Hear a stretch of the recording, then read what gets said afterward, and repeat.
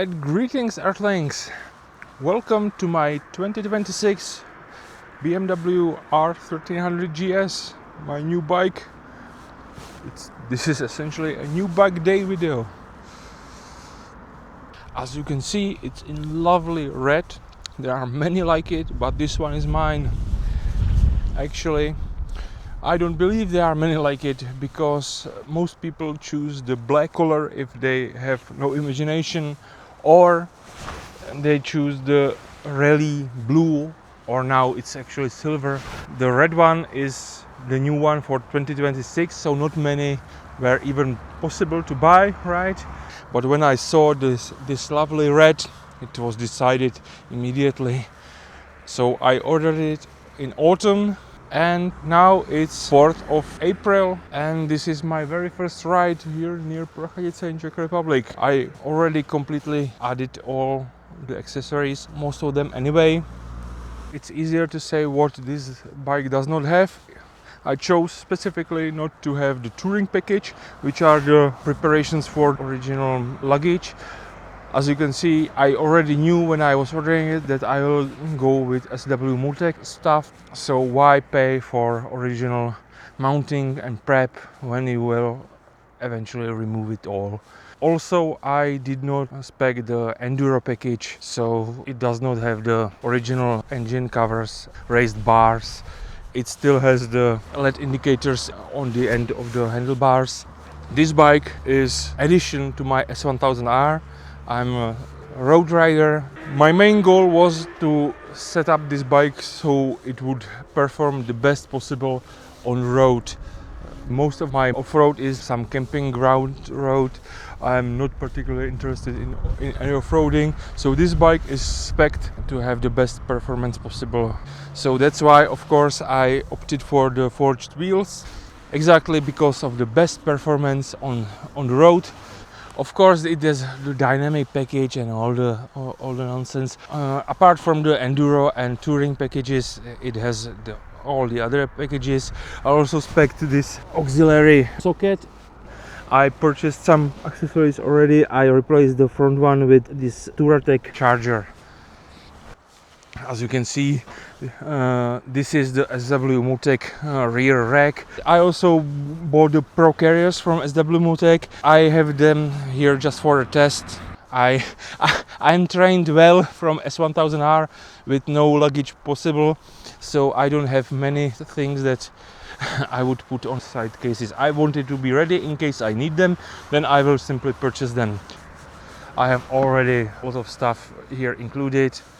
I added, this is my modification, my USB charger, so I have the same feature as in the original top box. Even better because I have two USB-A's, two USB-C's, I can turn it off. It's my own modification. First thing I did after I purchased it is I drilled a hole into it. That is charged from the bike. When it's on, of course, it's switched power. Also bought this. This is the Chinese bag for GS 1300. It's meant for the original rack, so it does not fit very well in this one. Of course, I mounted the sw-motech tank bag holder. There is a nice little thing that not many people know, is that if you take this dust case off, you can mount the Pro mount for the tank bag on the adventure carrier too. So if I remove this entire box, I can still mount flat tank bags from sw-motech directly onto this carrier. As you can see, I still don't even have a license plate. Of course, my quad lock that I mounted, and it's connected to the electricity, so it turns on with the bike. Ridernav R7M, typical Android Auto display. Oh well, this is another Chinese AliExpress special. This is the mount for the camera. I tested it now, it works rather well, and a neat thing is that I can see how the camera is doing from me sitting on the bike to the screen. From VRS I bought this protector for the headlamp. Not that it needs it. My thought was more of protecting it from the bugs, because I imagine that all the bugs and nastiness will go into all these corners, and it will be pain in the butt. So far I like how it looks. Alright, so that's most of it. There I have some modifications. I put red stickers into the GS. I tried it as a gimmick, but I really like how it looks like. Oh yes, and that's mostly it. Of course, is some protection, GPS, and a lot of equipment around that. What I forgot is that if you don't spec the touring package, you don't get the wind blasters. I will have to order them separately. So that's the bike.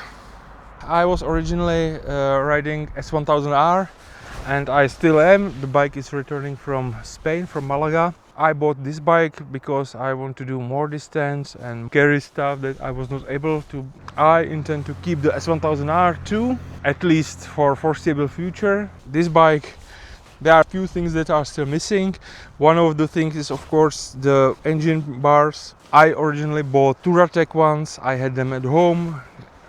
I was really happy with how they looked like. However, some people started to comment that they have issues with them in terms of maximum lean angle. So I actually sold them and ordered Lone Rider lower crash bars, mainly because they have a nice video. They show the bike at maximum lean angle to the point where they scrape the side backs.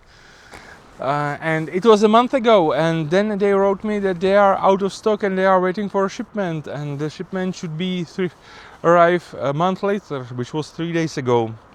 Lovely.